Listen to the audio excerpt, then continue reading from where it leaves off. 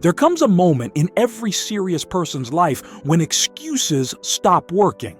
Not because the excuses disappear, but because you finally see them for what they are, a polite way of betraying yourself.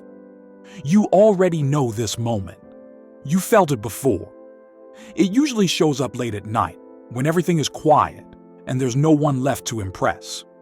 It's the moment when you realize that the distance between where you are and where you want to be has nothing to do with luck, timing, or opportunity. It has everything to do with what you do when no one is watching. Most people never face that moment honestly. They numb it. They drown it in distraction. They convince themselves they still have time. And slowly, almost imperceptibly, their standards collapse, not all at once, but piece by piece. That's how average lives are built. You were not meant for comfort. Comfort is not neutral, it is corrosive. It doesn't arrive as an enemy, it arrives as a reward, a break, a justification. It tells you that you've done enough, that you deserve rest, that intensity can wait. And because it feels reasonable, it never feels dangerous. But comfort never asks what you could become. It only cares about how you feel right now. That's why comfort always wins unless discipline intervenes. If you study people who live far below their potential, you'll notice something unsettling. Most of them are not unhappy. They are comfortable enough to tolerate regret, and that tolerance is fatal. Because pain that is postponed does not disappear, it compounds. Discipline is not motivation. It is identity. Motivation is emotional. Discipline is structural. Motivation rises and falls with mood, energy, weather, and circumstance. Discipline operates regardless of all of it. Discipline is what remains when enthusiasm dies. And that's why discipline is not something you use. It is something you become. When you live undisciplined, you are constantly negotiating with yourself. Every decision becomes a debate. Every challenge becomes optional. You wake up tired because you allowed tiredness to have authority. A disciplined person does not argue internally, they execute. Not because they are superhuman, but because they removed choice from the equation. The hard truth about potential is one of the most dangerous words in modern language. It allows people to feel special without doing anything difficult. Being full of potential means nothing if your actions don't reflect it.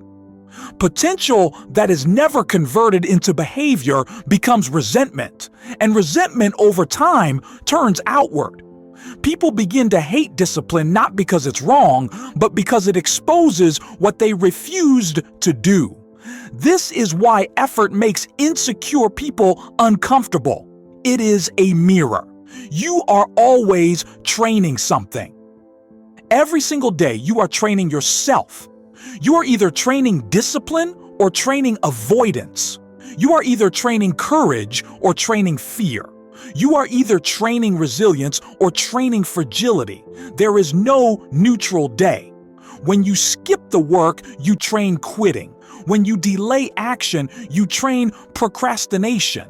When you rationalize weakness, you train self-deception. The brain does not care about your intentions. It responds only to repeated behavior. Suffering is not optional, only direction. Is every meaningful life contains suffering? The question is not if you will suffer, but how. You can suffer the pain of effort, structure, and sacrifice. Or you can suffer the pain of regret, self-contempt, and unrealized potential. One builds you, the other erodes you. People who avoid suffering do not eliminate it, they postpone it. And postponed suffering always arrives heavier. Why most people quit quietly? People don't usually quit at the peak of pain. They quit during monotony. They quit when progress is slow. They quit when praise disappears. They quit when effort becomes routine instead of exciting. This is where discipline separates from inspiration. The work that matters most is the work that feels thankless. That is the work that forges identity. You must be willing to walk alone. Every serious pursuit requires isolation, not permanent isolation, but long stretches where you are misunderstood, unsupported, and unseen. If your goals require universal approval, they are not ambitious enough. When you raise your standards, you threaten the comfort of others. Some will try to pull you back, not out of malice, but out of fear. Your discipline reminds them of promises they abandoned. You must learn to move forward without applause. Stop romanticizing balance. Balance is often used as an excuse to avoid intensity. True balance is seasonal, not daily. There are times to go all in and times to recover, but those seasons are not equal in length. If you want uncommon results, you must accept uncommon workloads. You cannot compress greatness into spare hours. Self-trust is built through action.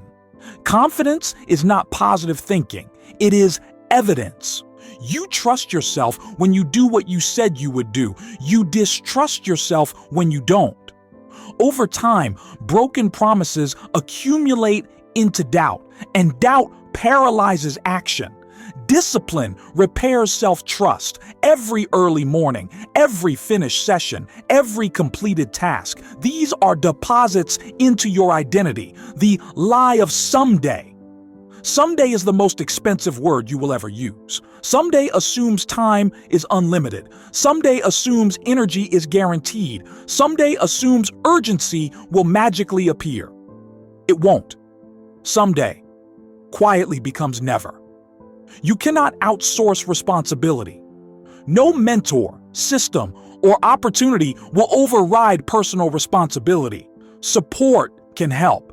Guidance can help. Structure can help. But none of it works without ownership. The moment you fully accept that your life is the result of your daily choices, something shifts. There is no one left to blame and no one left to save you. That is terrifying and liberating. Work when you don't feel like it. This is the rule that changes everything. Anyone can perform when they feel inspired. Anyone can push when they feel strong. But the people who win are the ones who move forward while tired, bored, uncertain, and unmotivated. That is the skill. Stop explaining. Start executing. Explanations consume energy that execution requires. You do not need to justify your discipline. You do not need to defend your standards. You do not need to convince anyone. Results remove the need for explanation.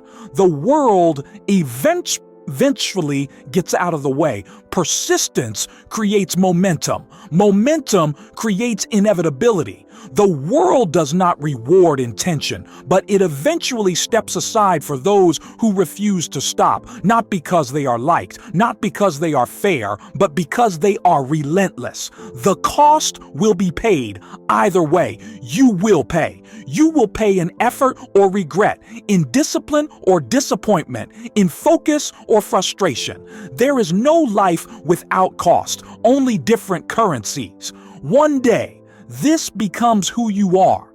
At first, discipline feels unnatural. Then it feels intentional. Then it feels inevitable. You stop negotiating with yourself. You stop needing motivation. You stop fearing discomfort. And one day, you realize you are no longer chasing identity, you are living it. Final truth. The world does not need more talk. It does not need more opinions. It does not need more comfort seekers. It rewards those who endure. And the moment you stop running from discomfort is the moment your life begins to change. Not overnight, not easily, but permanently. If this hits you uncomfortably, that's a good sign. It means you recognized yourself somewhere in it. Nothing in this was meant to motivate you for a moment. It was meant to remind you who you are when excuses are stripped away. The work is still there. The choice is still yours. And tomorrow is still coming whether you're ready or not. So don't close this and forget it. Do something today that proves you meant it. And if you want more writing like this, honest, demanding, and built for people who refuse to stay average, like and subscribe.